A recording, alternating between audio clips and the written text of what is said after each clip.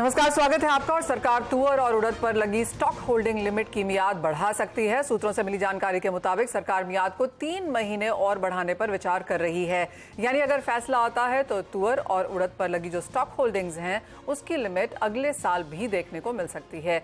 ऐसे में सवाल ये उठता है कि इसके कारण क्या है। क्या देश में दालों की स्थिति बद से बदतर होती हुई नजर आ रही है, क्योंकि पिछले साल के मुकाबले तुअर दाल के दाम करीबन 45% तक अब यहाँ बढ़ चुके हैं। इन्हीं सब मुद्दों पर बात करने के लिए हमारे साथ हैं सुमाया इंडस्ट्रीज के chief growth officer Deepak Parekh, साथ ही जुड़ेंगे कुंवरजी ग्रुप के रवि देवड़ा और एमिरेट्स एनबीडी के धर्मेश भाटिया। सबसे पहले दीपक, आपसे जानना चाहेंगे, क्लियरली जिस तरह की प्राइसेस हमने लगातार बढ़ते हुए देखी है, सरकार की कोशिशें भी यहाँ पर रही हैं। हम ये भी समझते हैं कि अगले महीने यहाँ पर जो इम्पोर्टेड दालें हैं वो भी यहाँ पर अराइव होना शुरू हो जाएंगी। स्टॉक लिमिट की मियाद बढ़ना कैसे देखते हैं आप? नहीं ma'am, actually government has taken this decision with the mindset of कि उनको लग रहा है कि जितना अराइवल आना चाहिए था अफ्रीका से इतना अराइवल आया नहीं है। सो स्पिल ओवर ये होगा नेक्स्ट सीजन के लिए भी। तो जैसे जैसे दिसंबर के बाद हमारी दालें भी आने लगेगी तो गवर्नमेंट चाहती है कि तब तक एटलीस्ट कहीं पे भी होल्डिंग बिल्कुल भी नहीं रहे, और जो भी दाल इंपोर्ट हो रही है वो सीधी पोर्ट से दाल मिल में जाए, जिससे एक अवेलेबिलिटी बनी रहे। और जैसे हम जानते हैं कि अफ्रीका से दाल में अभी तक सिर्फ तंजानिया और मालावी की आई है, मोजाम्बिक की अब आना शायद थोड़ी थोड़ी चालू होगी। तो उसमें गवर्नमेंट कोई चांसेस नहीं लेना चाहती है, और वो चाह रही है कि लाइक एटलीस्ट दिसंबर एंड तक मार्केट के अंदर कहीं पे भी थोड़ी सी भी कहीं पे स्टॉकिंग नहीं हो, और पूरी की पूरी जितनी भी दाल आ रही है वो सारी जो भी टूर आ रही है वो प्रोसेस होके कंज्यूमर के हाथ में चली जाए। दीपक, अगर पिछले 2-3 महीने का चार्ट उठा के देखें तो गवर्नमेंट ने यहाँ पर काफी कुछ कहा है, बोला भी बहुत कुछ है, वार्न भी किया भी है। कितना इम्पैक्ट उसका एज ऑफ नाउ पड़ता हुआ नजर आया है? और नाउ क्योंकि अब हम बेहतर पीरियड में इन एनी केस आ रहे हैं, क्योंकि इंपोर्ट्स कुछ बहुत आना शुरू हो जाएंगे, अराइवल दिसंबर तक आ जाएगी, कैसे देखते हैं आप फिर प्राइसेस व्यू? नहीं मैम, इसमें मैं ये नहीं बोल रहा हम बहुत अच्छी कंडीशन में आ गए हैं। अनफॉर्चुनेटली अराइवल जितने आने चाहिए थे उससे काफी कम एक्सपेक्टेड है। जिससे अफ्रीका से हम 7 लाख टन की जो बात करते हैं उसकी जगह 4-4.25 लाख टन आने के चांसेस हैं।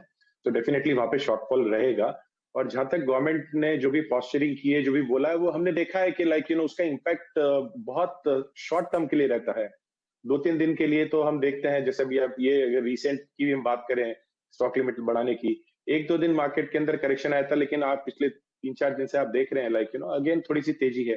So you can not go against the fundamentals. मैं हरदम टिपिकली अगर आपने देखा होगा, मैं जनवरी से यही बोल रहा हूँ, यहाँ पे डिमांड सप्लाई का बहुत बड़ा मिसमैच था जो गवर्नमेंट ने अंडर एस्टिमेट किया था। Numbers were not right, and hence उनका जो पूरा प्लानिंग था विच वॉज बेस्ड ऑन के स्टॉकिंग हो रही है, होर्डिंग हो रही है, लेकिन ऐसा कुछ नहीं था, सप्लाई ही नहीं था, और उस पर ज्यादा काम नहीं हुआ। इसलिए आज हम इस सिचुएशन में है कि सिर्फ तुहर नहीं, अब हम उड़द, चना और अब कुछ हद तक मसूर में भी ये चीज देख रहे हैं। सो आई बिलीव कि डेटा ने थोड़ा धोखा दे दिया गवर्नमेंट को इस बार। ओके अच्छा दीपक जी, क्विकली फिर एक चीज और, अब जैसे आपने कहा कि ओवरऑल जो प्रोडक्शन या अवेलेबिलिटी एस्टिमेट्स हैं वो भी कम हैं, और जो भी स्टेप सरकार उठा रही है उसकी मंशा यही है कि अवेलेबिलिटी को लेकर टेंशन ना हो, प्राइसेस ज्यादा सर्ज ना हो। तो 2 चीजें यहां से आपसे समझना चाहेंगे। एक तो ये कि इंपोर्ट्स आप कैसे देख रहे हैं, कि इंपोर्ट्स हम बढ़ते हुए देखेंगे, इंपोर्ट्स ट्रेंड कैसे रहेंगे, और फिर ठीक फेस्टिव सीजन से पहले प्राइसेस थोड़े हल्के होने की प्रोबेबिलिटी है इन स्टेप्स के बदौलत, क्योंकि पास में भी इनका कोई खास एक्शन नहीं रहा है। तो ऐसे में प्राइसेस क्या इन्हीं लेवल्स के आसपास रहेंगे, सर्ज हो सकते हैं क्या? कैसे देख रहे हैं overall prices before festive season? Madam, मैंने आपको 140 का नंबर बोला था, लाइक कि सीजन में दिखाएगा तुअर 140 दिखाएगा आपको, और तुअर दाल विल बी वेरी हैप्पी कि अगर 200 से नीचे है। तो ये होने वाला है। इसके अंदर there is no rocket science. Availability Africa से पिछले बार से कम होने के चांसेस हैं। इसका मतलब ये है कि हम ज्यादा से ज्यादा करीब करीब 1-1.25 लाख आ गया है, और हम देख रहे हैं कि 3 लाख के आसपास और आ सकता है।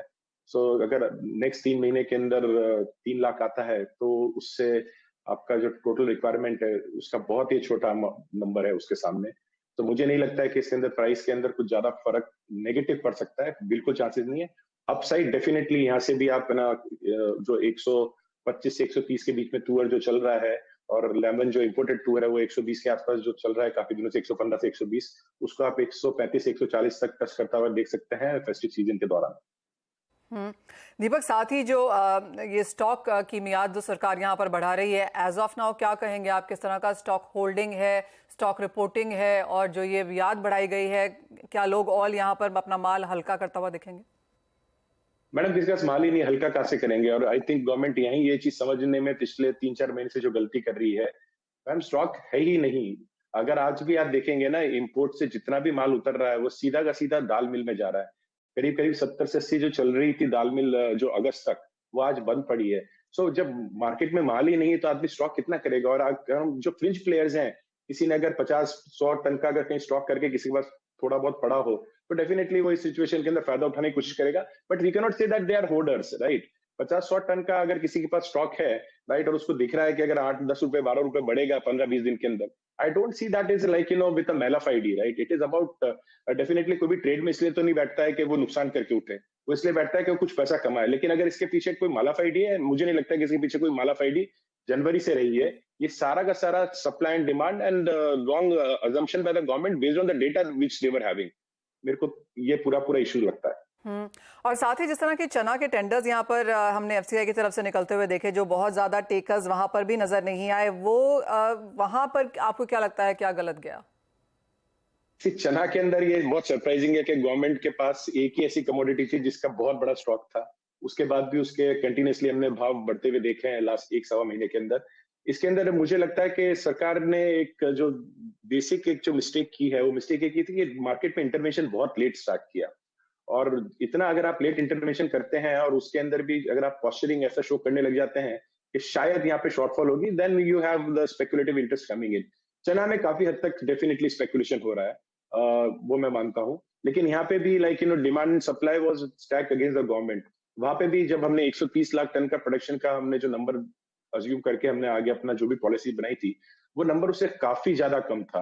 और ये जो गैप है उसके कारण अब चना भी आप देखिए कि कल अगर आप गोंडल की बात करें तो 74 रुपीज तक चना ने टच किया, देसी चना ने।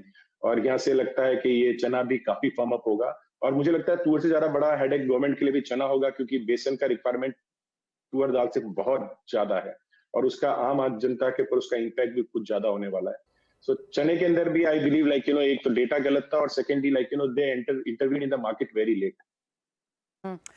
All right, with all that said, then Deepak, for the rest of ये जो फेस्टिवल सीजन है इस साल के अंत तक है, और जैसे आपने कहा कि बेसन की डिमांड भी यहाँ पर अच्छी खासी और काफी मजबूत निकल के आती है, दालों की डिमांड तो नहीं कि पूरा साल चलती ही है, किस तरह के प्राइसेस फिर हम यहाँ से एक्सपेक्ट कर सकते हैं? अफ्रीका आपने हमें बताया कि 7 लाख की जगह 4-4.25 लाख से ऊपर नहीं आएगा, बाकी कंट्री से कितना माल आने की एक्सपेक्टेशन है और आगे जाके प्राइसेस क्या रह सकते हैं? मैम बाकी कंट्री में तो आपके पास एक बस्ता है सिर्फ बर्मा, सूडान से बहुत इनकंसिस्टेंट सप्लाई है।